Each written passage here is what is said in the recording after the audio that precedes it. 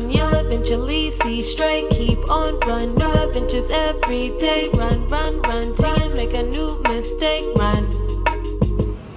Hi guys, Bria here, and I know it's been a while since we've talked. I feel like it's been like 2 weeks, I think, which for me is a little long because I usually post to my YouTube pretty regularly. But I will start by saying hey, and thanks for being here to catch up with me. I just wanted to kind of give an update about what's going on in my life currently. I feel like I'm like all over the place, and I think that's part of the reason why I haven't posted in a while, because typically when I make content, like, it's very like strategic or organized in regards to trips I'm taking or different activities that I have planned. But I've actually been dealing with a lot of grief. I've had multiple people in my family pass within a short period of time, and as anyone can imagine, I found it extremely difficult to just keep going and push and get content done, when in reality I haven't wanted to do anything or be bothered by anyone for a long time. But I'm finally starting to feel better. I'm finally starting to feel more like myself, and I wanted to just do this update video about my life and why I chose to live in a shed, as you guys can see. I apologize ahead of time if there's any issues with the sound, because I'm in a shed, number one. Number two, I have the AC and like 3 fans running right now, so there might be some humming in the background, but I'm not turning my fan off. So like, if you know anything about sheds or living in a shed or, you know, building out sheds, you know that it's a metal oven. So yeah, I'm not turning the AC or the fans off. I'm just going to talk as loud as I can. I hope that you guys can hear me. So anywho, this video, what I really wanted to share with you guys is like kind of why I decided to do shed life. I've been living in my car for a long time, and that's basically what I started my page about, was me first of all traveling nomadically and staying in different states. Next, it turned into tent life, where I was living in a tent for a temporary time so that I could prep my car for car life, and then eventually living in the car basically full time, to now building out a shed tiny home conversion. I still have so much more to do, and it's a project, it's a ongoing project, but it's so rewarding, and I cannot wait to share with you guys all of the finished things that I do. But it takes time, you know, it takes time and it takes money, so I definitely want to keep you guys updated with what I have going on so far. So yeah, I'm in the tent. See, I don't even know where I'm at. I don't even know where I'm living. I'm in the shed right now, and I want to give you guys some updates on the work that I've done to the shed, and then I'll kind of explain a little bit further why I chose this alternative lifestyle versus staying in my car, or possibly investing in getting a van and going into van life, because van life is originally what even got me interested in living alternatively or living in my car. So we're going to talk about it. Let's get into it. So right now I am sitting on my couch slash bed area. It spans the width of the shed, so it's awesome. It fits my length perfectly, and I've had some amazing nights sleeping in here on this bed. It's quite cozy because it was made from a queen size bed foam mattress, so I love it. We're still working on the apparatus to elongate the bed, so like we have some metal frames that I have to cut to size, and for anybody who knows anything about carpentry or anything, like cutting metal is not like the easiest thing. Like, I'm not strong enough to do it on my own, so I have to do it with like 2 other people to hold it down and cut the metal, measure it, make sure it can slide under the bed, and then also make sure it's not going to tear up this beautiful floor paneling that I did, which I probably should have waited until I finished building the bed before I paneled my floor, because I've damaged it a lot and I'm probably gonna have to fix a lot of spots, but luckily I have leftover towels. So anyway, my bed is pretty cool. I haven't insulated any area back here because luckily this is the side of the shed that doesn't really get sunlight, so it stays pretty cool on this side. The side where my electronics are is where it gets a little warm and the sun faces there directly during the day. So One of the updates that I did was make sure I went ahead and insulated all the sides of the shed that need to be insulated. So I will go ahead and show you guys that really quick. So I'm sitting on the bed. To my right, you can see the door. I've insulated both the doors, and at the top I hold bungee cords to kind of like keep it cracked open during the day, because a lot of the times I just have this door wide open so I can look out to nature. But when you want to keep the air in, my AC unit is directly at the back of the shed. You guys can see it back there, and yeah, it can blow air directly out of the shed. So we try to keep at least this door insulated and closed to keep that air circulating. As you can see, I have like a fan there, I have a fan here, I have 2 fans over there, and I have another one on my bed. Excuse the mess. I'm watching Wildin' Out right now. But again, as you can see, that whole back wall paneling where the TV electronics are. Mind you, another update is that I added in that Will's mini fridge. Excuse my trash and my water bottle, but yeah, we have a fridge in here. My whole electronic setup is behind that fan. I have a computer back there that I need to work on and get all my original music off of. But other than that, I really just chill in here and I watch TV or videos that I like on YouTube with the Xbox. Or my best friend will come and play games on there and I'll watch him play games. But we insulated that whole back wall. We insulated the entire roof, because as you know, the roof gets really hot, the sun's shining directly on it, and the wall beside the electronics we also insulated, and like I said, the doors as well. So money, money, money. When I get a little more, I'm going to insulate behind the bed as well as this whole back wall. Luckily, these two don't get a lot of sun, they're not too hot, so we're good. I got my little ratchet, you know, fairy lights set up. But it's gonna get better once we elongate this bed. I can get back there, because I'm gonna have to pull the whole frame out of the shed. I'm gonna have to pull this whole bed frame out, get back there, panel it with insulation, also put up my wall paneling. I haven't done any of that yet. And then reinsert the bed with a new frame.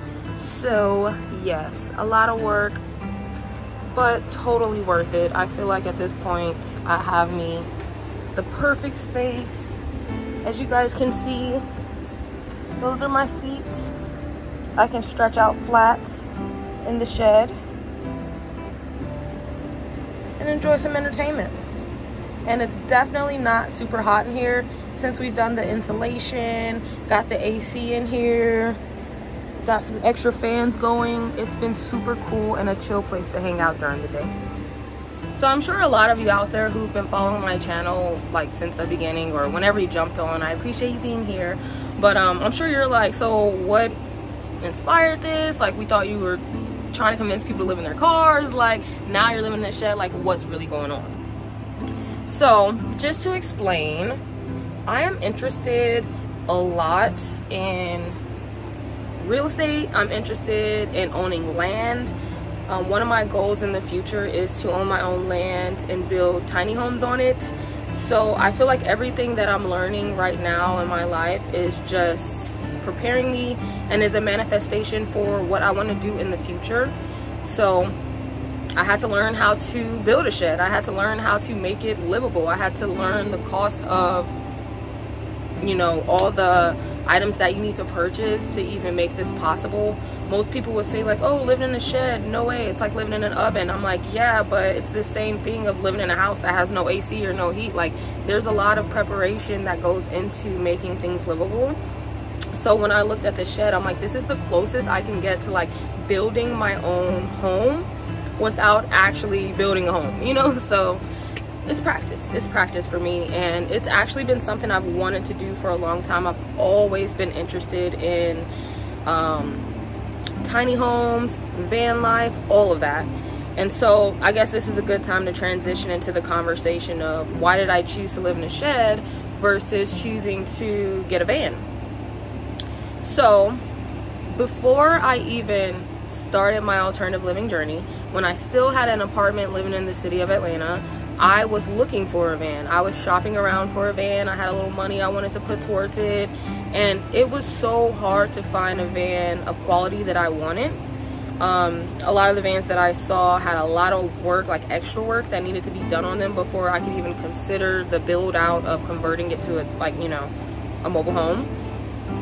So it was a really difficult time for me. Plus, I didn't have the support system that I have now. It was really just little old me trying to figure out if I'm crazy or not, or losing my mind, or need to go to a mental place because I'm trying to like break my lease and buy an old van and live in it. So I'm sure you can understand how a lot of people are like, we don't know where you're going with this. But what I will say is that even though van life was my original attraction to just changing my lifestyle as a whole, I noticed that van life started as something that was accessible to almost anyone who had a vehicle or van, and then it turned into something that's like so luxurious. Like, I'm watching these build outs, I'm watching these van bills that cost as much as it would cost to get a house, you know? So it kind of rubbed me the wrong way to an extent, because I was like, if I'm going to spend all this money to build a van that I could spend on having a home that's kind of like a luxury, you know? So the lifestyle that I live is definitely not luxurious. I want to portray my lifestyle as something that's accessible to other people, especially women like me. You don't have to be rich. You could work a basic 9-to-5 job. I'm sure a lot of y'all have 401ks and savings and things like that, which we will talk about later. But with van life, it just really got like into this luxurious lifestyle that was inaccessible to a lot of people, you know? So I started living in my car. And I said, you know, I really love living in my car, but this is definitely not something that I want to do long term. It was a way for me to save a lot of money. It was a way for me to get out of my comfort zone and to kind of transition from the life that I was living before. But luckily, I had the opportunity to actually experience van life because my best friend has a camper van, and we spent some time hanging out in it so that I can get an idea, like, if I do go down this route and continue to try to get a van, what does that look like for me? What does living in a van look like for me? How does that difference from living in a car? And let me tell y'all about it. Okay, so the first thing that I'll admit about living in a van that I realized it wouldn't work out for me is it's just too damn big. Having lived in my car first for a while, and then trying to imagine me driving around a big old van and trying to fit in spots and basically do everything that I had already experienced doing in a car, trying to imagine doing that in a van, I was just like, nah, I'm not trying to do that. And maybe it would have been different if I started with van life versus starting with car life.